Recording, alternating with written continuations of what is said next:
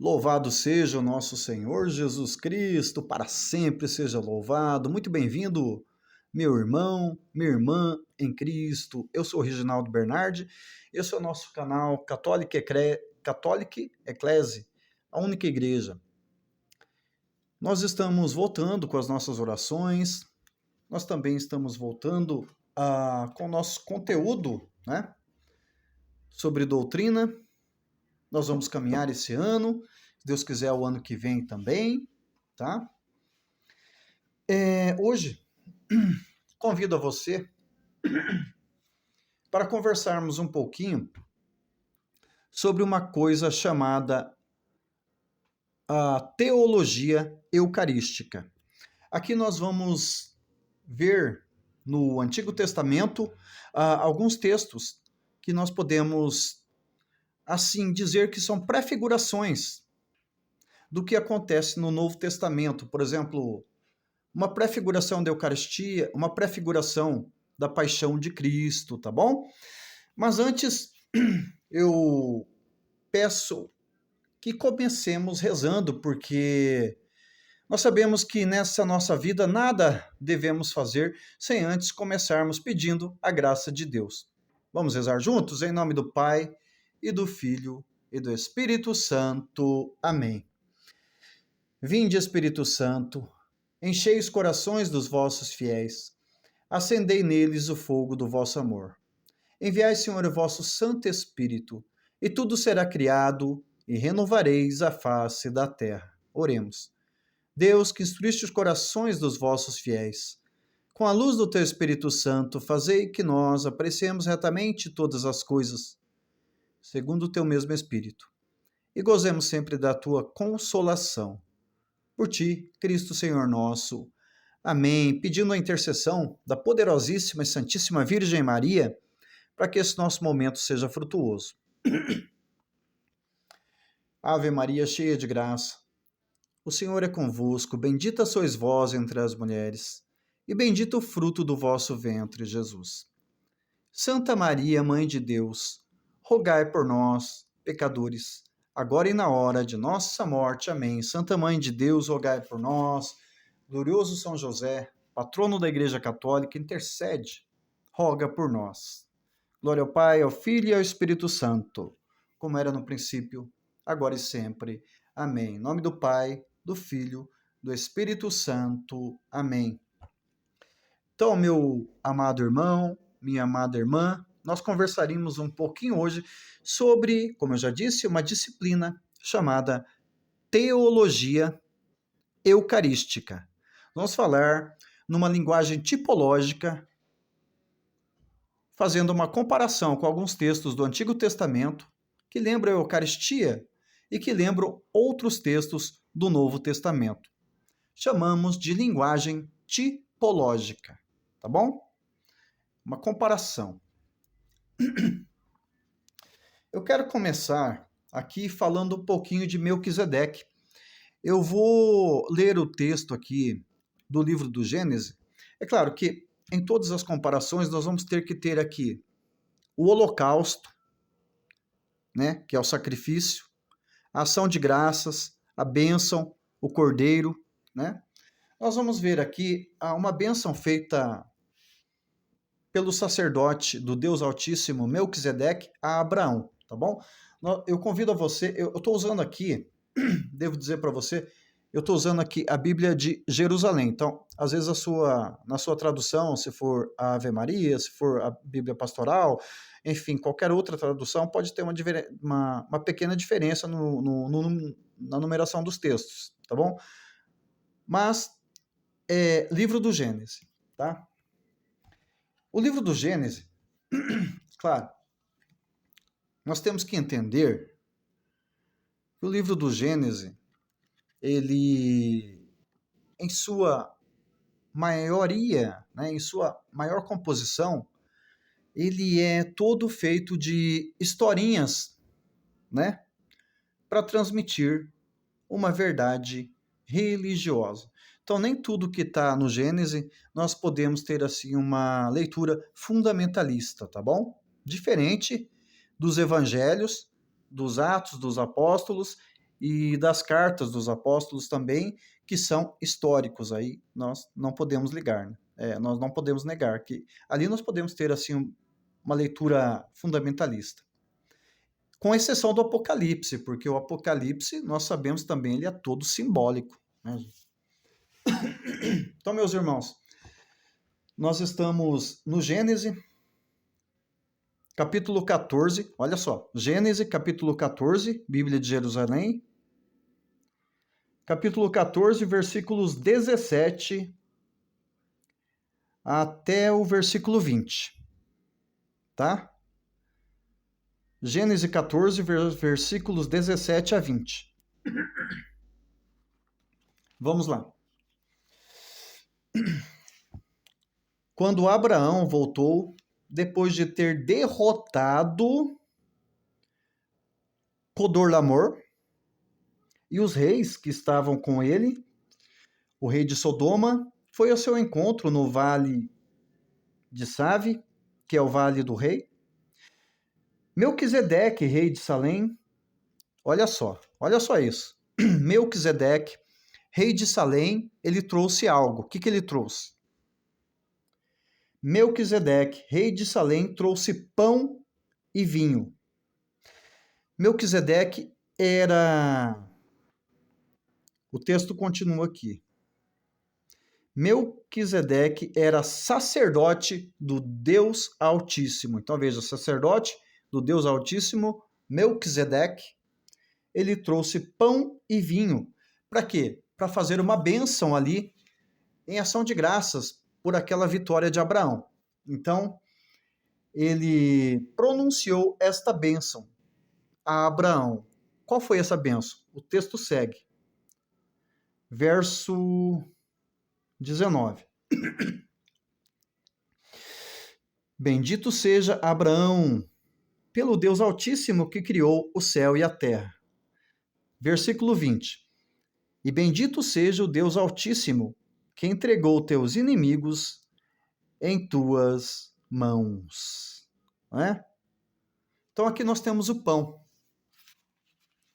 O pão, numa linguagem tipológica, nos remete no Novo Testamento a passagem da multiplicação dos pães, que também é uma prefiguração da Eucaristia, e nos remete também, lá na última ceia, à Eucaristia, tá bom?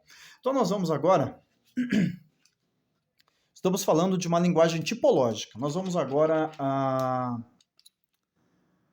um pouco mais adiante, ainda no Gênesis, agora,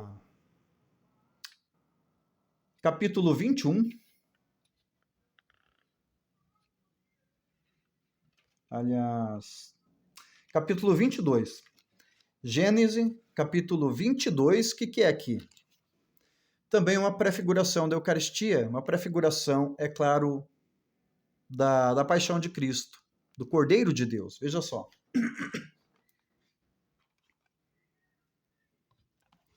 Nós vamos ler aqui o sacrifício de Isaac. Gênesis, capítulo 22, tá bom? Depois desse acontecimento, sucedeu que Deus pôs a Abraão à prova e lhe disse: Abraão, ele respondeu: eis-me aqui. Deus disse: toma teu filho, teu único que amas, Isaque, e vai à terra de Moriá, e lá o oferecerás em holocausto sobre uma montanha que eu te indicarei. Nós sabemos que, como eu disse, o livro do Gênesis, ele é todo cheio de historinhas para nos remeter a uma verdade religiosa, tá? Então a palavra monte, caríssimos irmãos, a palavra monte, quando ela aparece na Sagrada Escritura, na maioria das vezes, ela não tem nada a ver com um acidente geográfico. Mas a palavra monte, ela nos remete, assim, à epifania. A palavra epifania significa manifestação de Deus. Então, a palavra monte na Sagrada Escritura significa manifestação de Deus. Mas veja, toma teu filho, que amas, Isaque, e vai à terra de Moriá, e lá o oferecerás em holocausto sobre uma montanha que eu te indicarei. Abraão se levantou cedo, selou seu jumento e tomou consigo 2 de seus servos e seu filho Isaque. Ele rachou a lenha do holocausto e se pôs a caminho.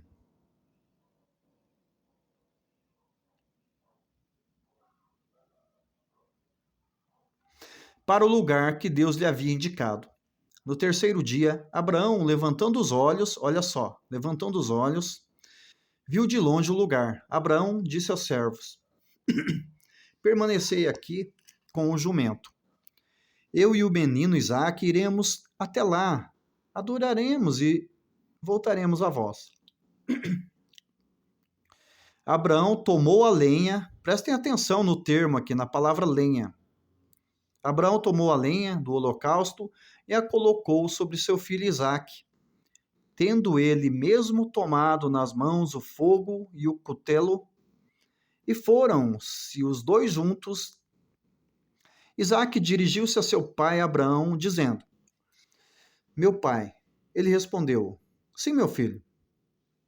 Eis aqui o fogo e a lenha. Retornou Abraão: Mas onde está o cordeiro para o holocausto? Abraão respondeu: É Deus, olha só isso. É Deus quem proverá o cordeiro para o holocausto, meu filho. E foram-se os 2 juntos. Quando chegaram ao lugar que Deus lhe indicara, Abraão construiu o altar, dispôs a lenha, depois amarrou seu filho Isaque e colocou sobre o altar, em cima da lenha. Abraão estendeu a mão e apanhou o cutelo para imolar seu filho. Mas o anjo de Yahvé o chamou do céu, dizendo: Abraão, Abraão. Ele respondeu: Eis-me aqui, Senhor.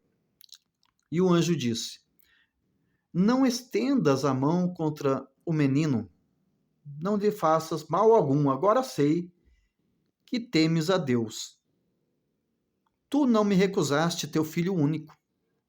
Abraão ergueu os olhos e viu um cordeiro preso pelos chifres num arbusto. Abraão foi pegar o cordeiro e o ofereceu em holocausto. Palavra do Senhor, graças a Deus. Então veja, aqui no sacrifício de Isaque nós temos o quê? O cordeiro, nós temos a lenha, nós temos o holocausto, nós temos a bênção de ação de graças. Ergueu os olhos aos céus. Isso nos remete à Santíssima Eucaristia, à última ceia. Jesus ergueu os olhos ao céu, pronunciou a bênção de ação de graças.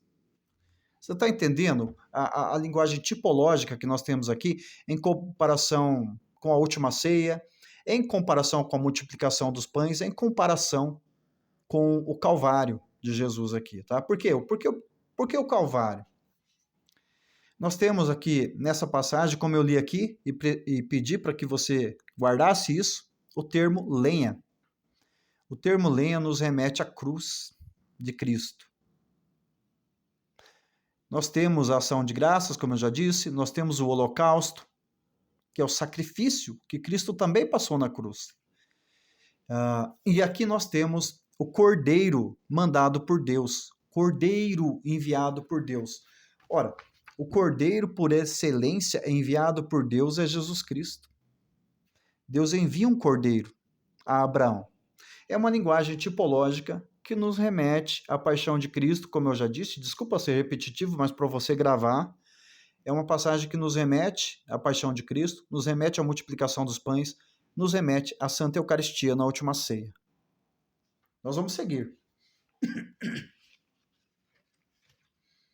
Nós vamos agora, então, para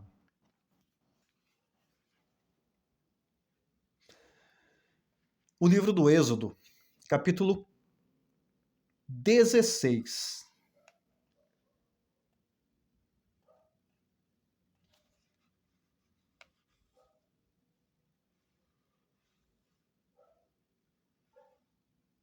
Nós vamos um pouquinho antes. Êxodo capítulo 15, versículo 26. Depois nós vamos para o capítulo 16, tá bom?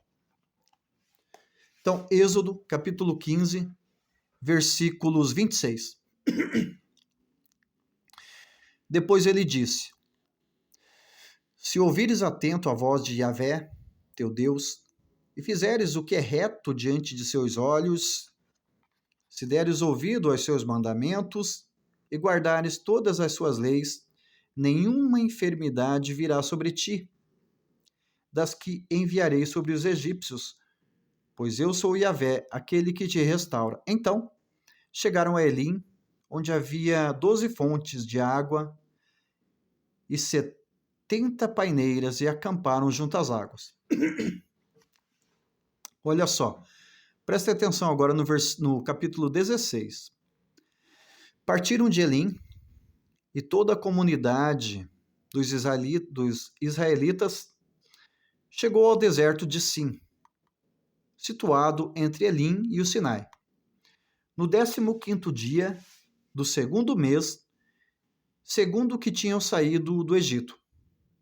Toda a comunidade dos israelitas murmurou contra Moisés e Abraão no deserto. Preste atenção no termo murmurou, tá bom?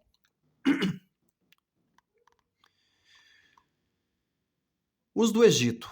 Quando estávamos sentados, ou melhor, todos os israelitas disseram-lhe: Antes fôssemos mortos pelas mãos de Yahvé na terra do Egito. Quando estávamos sentados junto à panela de carne, comíamos pão com fartura. Pão com fartura. Certamente nos trouxesse este deserto para fazer toda essa multidão morrer de fome. E Yahvé disse a Moisés: Eis que vos farei chover pão do céu. Sairá o povo e colherá a porção de cada dia, a fim de que eu ponha à prova para ver se anda ou não na minha lei. Mas no 6º dia prepararão o que colherem, e serás 2 tanto daquilo que colherem a cada dia. Então Deus mandou o maná. O que é o maná? O maná é o pão descido do céu, mandado por Deus para saciar a fome desse povo que estava murmurando contra Moisés e contra Araão, né? É uma prefiguração. O maná é uma prefiguração, sim, uma prefiguração tipológica da Eucaristia. Jesus é o pão vivo no Novo Testamento. Jesus, Evangelhos. Jesus é o pão vivo descido do céu para saciar a fome, dessa vez, não a fome de carne, não a fome de pão, mas a fome espiritual, né? Desse povo que também estava desobediente, não é mesmo?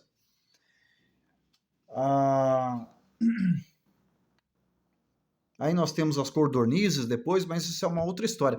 Eu quero abrir um parêntese para dizer aqui o seguinte. O que é o maná? Vocês já pararam para pensar?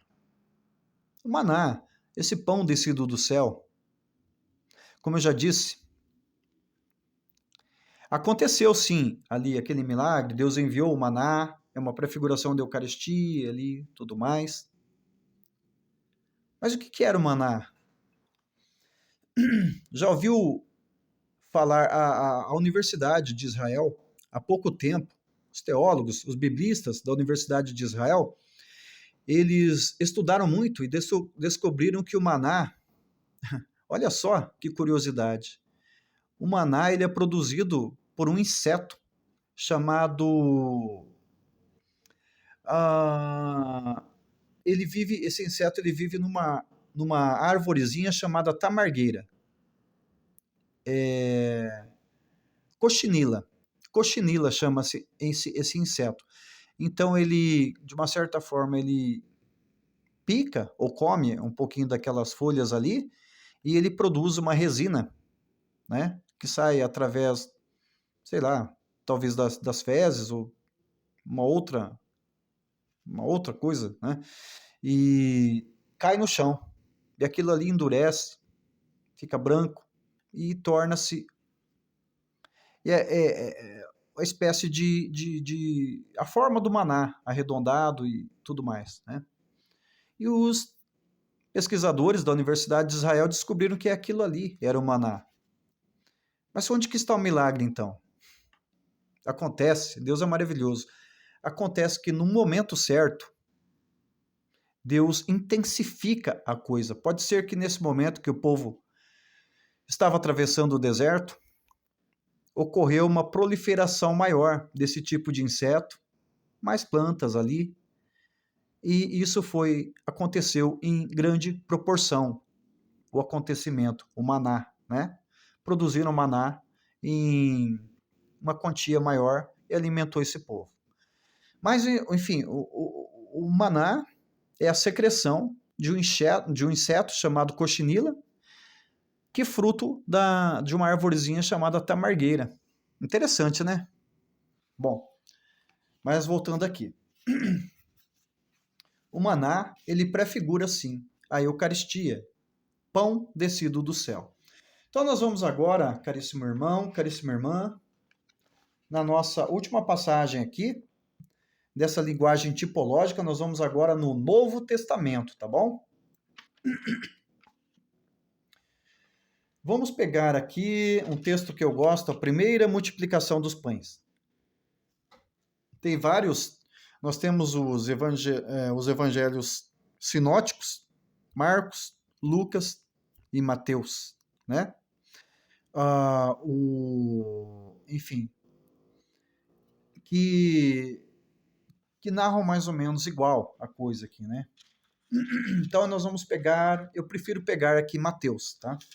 Então nós vamos Mateus, capítulo 14. Mateus 14, versículos 13 a 21. Mateus 14, versos de 13 a 21. Multiplicação dos pães. Jesus, ouvindo isso, partiu dali, de barco para o lugar deserto, afastado. Assim que as multidões o souberam, vieram das cidades seguindo-o a pé. Assim que desembarcou, viu uma grande multidão e, tomado de compaixão, Deus teve compaixão do povo no deserto, mandou o maná, não é mesmo? Tomado de compaixão, curou seus doentes. Chegada a tarde, aproximaram-se dele seus discípulos, dizendo: o lugar é deserto e a hora já é avançada. Despede essas multidões para que vão até ao povoado comprar alimento para si. Mas Jesus lhe disse: não é preciso que vão embora. Dai-lhes vós mesmos de comer. Ao que o discípulo respondeu: só temos aqui 5 pães e 2 peixes. Disse Jesus: trazei aqui. E tendo mandado que as multidões se acomodassem na grama sentando, tomou os 5 pães e os 2 peixes. Olha só. Abraão, no sacrifício de Isaac, ergueu os olhos aos céus. Olha o que o texto da multiplicação dos pães diz aqui. Depois que a multidão se acomodou, Jesus elevou os olhos ao céu, pronunciou a bênção. Abraão pronunciou a bênção. Melquisedeque pronunciou a bênção de ação de graças. Pronunciou a bênção de ação de graças. Em seguida, partindo os pães, deu aos seus discípulos e os discípulos às multidões. Todos comeram e ficaram saciados. Ainda recolheram 12 cestos cheios dos pedaços que sobraram. Ora, os que comeram era cerca de 20.000 homens, sem contar mulheres e crianças. Meu irmão, minha irmã, vocês perceberam quanta semelhança? Quanta semelhança. E nós temos outras versões, né, nos outros evangelhos, na multiplicação dos pães que diz que Jesus se compadeceu dessa gente. Que essa gente também, numa outra tradução, de uma certa forma murmuravam também, né? Então tem toda uma conexão, tem toda uma linguagem tipológica. O Antigo Testamento, ele prefigura o Novo Testamento, nessa linguagem tipológica que eu estou falando. E lá na última ceia? Lá na última ceia, nós conhecemos o texto da instituição da Santa Eucaristia, a última ceia. Não preciso ler aqui, mas enfim, Jesus levanta de novo os olhos aos céus, pronunciou a bênção de ação de graças, entrega a seus discípulos, dizendo: tomai todos e comei, este é o meu corpo. Tomai todos e bebei, isso é o meu sangue. Né? Então, todos esses textos que eu li aqui para vocês, do Antigo Testamento, são, em uma linguagem tipológica, como eu já disse, uma prefiguração da Eucaristia, uma prefiguração da multiplicação dos pães, uma prefiguração, sim, da paixão de nosso Senhor Jesus Cristo. Eu queria acrescentar aqui mais um texto. Nós acabamos de ler o texto da multiplicação dos pães. Veja que interessante em Mateus, no Evangelho de Mateus, o milagre da multiplicação dos pães, ele é sucedido, logo em seguida vem Jesus caminhando sobre as águas. Eu quero ler para você. Logo em seguida, forçou os discípulos a embarcar e aguardá-lo na outra margem, até que ele despedisse as multidões da multiplicação dos pães, né? Tendo despedido, subiu ao monte a fim de orar, a sós, a seu pai. Ao chegar à tarde, estava ali sozinho. O barco, porém, já estava a uma distância de muitos estádios da terra. Agitado pelas ondas, pois o vento era contrário, na quarta vigília da noite, ele dirigiu-se a eles caminhando sobre o mar. Os discípulos, porém, vendo que caminhava sobre o mar, ficaram atemorizados e pensaram que era um fantasma, e gritaram de medo. Mas Jesus lhe disse logo: tende confiança, sou eu. Não tenhais medo. Pedro, interpelando-o, disse: Senhor, se és tu, manda-me que eu vá a teu encontro sobre as águas. E Jesus respondeu: vem. Descendo do barco, Pedro caminhou sobre as águas e foi ao encontro de Jesus, mas, sentindo o vento, ficou com medo e, começando a afundar, gritou: Senhor, salva-me! Jesus estendeu a mão prontamente e o segurou, repreendendo: Homem, fraco na fé, por que duvidaste? Assim que subiram no barco, o vento terminou. O vento se acalmou. Os que estavam no barco prostraram-se diante dele, dizendo: verdadeiramente tu és o Filho de Deus. Bom, mas enfim, o que tem a ver a passagem da multiplicação dos pães com a passagem de Jesus caminhando sobre as águas? A passagem da multiplicação dos pães mostra aqui que Jesus ele tem poder sobre a matéria do pão. Ele pode transformar, aumentar a diversidade daquele pão. Ao caminhar sobre as águas, Jesus está dizendo ali que ele tem poder sobre o seu corpo. Não depende da nossa lei de gravidade, senão ele afundaria. Não depende da lei da física nem nada. Ele manda no seu corpo, ele tem poder sobre o seu corpo.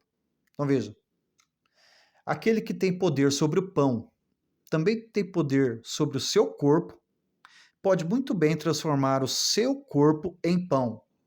Transformar o pão no seu corpo. Também uma prefiguração da Eucaristia. Né?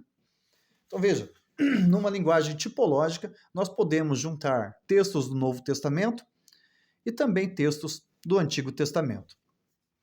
Amanhã nós voltaremos com mais dicas, né, de Bíblia, com mais um pouco de doutrina. Eu quero voltar também com as orações, tá bem? Deus abençoe grandemente a todos e a cada um. Continuaremos sempre unidos e reunidos em nome do Pai e do Filho, do Espírito Santo. Amém. Essa foi a nossa disciplina de hoje da teologia eucarística.